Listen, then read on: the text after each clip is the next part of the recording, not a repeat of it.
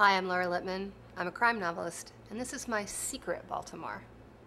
There are hundreds, thousands of secret, interesting things within Baltimore. I've always used the novels to try to bring those out. The novels are seeded with little insider references. So my secret Baltimore is going to take you to some of these places that have inspired me, many of which do have sort of a literary vein, if you will. We're here at Westminster Hall, which is best known as the final resting place of Edgar Allan Poe. Poe is generally credited with inventing the modern detective story, and the greatest award given in mystery fiction is the Edgar, and it's the first award that I ever won for my work. This is actually the second place where Poe is buried in Westminster. He was originally buried around the corner. A little more than 25 years after his death, the city finally managed to erect a memorial to Poe, who had lived here and died here.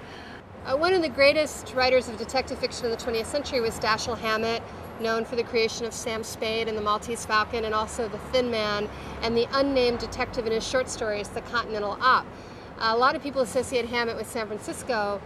Most people don't know he had a very real Baltimore tie, which is that he grew up here, and it was in Baltimore that he went to work as a Pinkerton, as a private detective, here in this building behind me, which is in fact the Continental Building.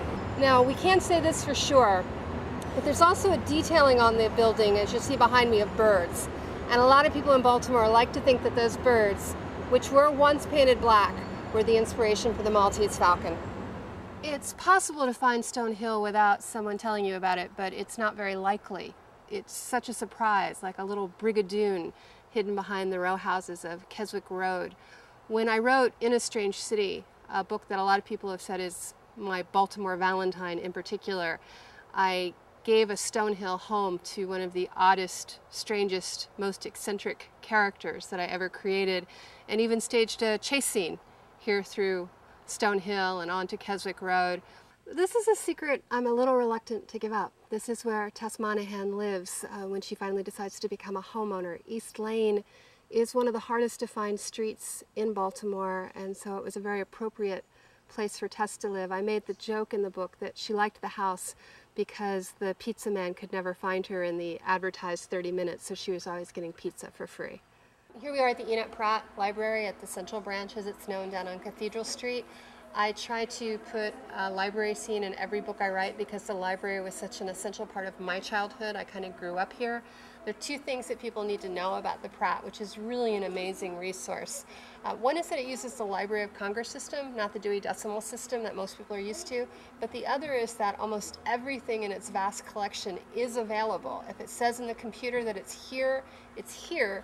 You just have to know how to fill out one of these slips to request it if it's not on the shelf. I find that even people who lived in Baltimore a long time don't know how much the Pratt has. Tess Monahan is a quintessential Baltimore girl who happens to be a private detective. And one of the things she loves to do is eat. The Washington Post once called her the hungriest detective in private eye fiction. That's one of the things I do share with Tess.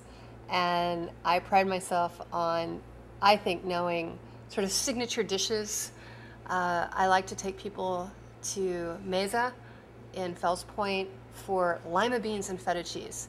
I like to take people to Gunnings for deep-fried sweet bell peppers and powdered sugar, something that appeared in one of my books and that I have been repeatedly asked if I made up.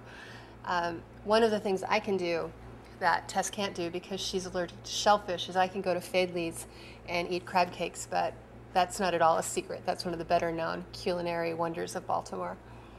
One of the things that excites me about the city is that I don't think I will ever know everything about it, and that keeps the relationship fresh.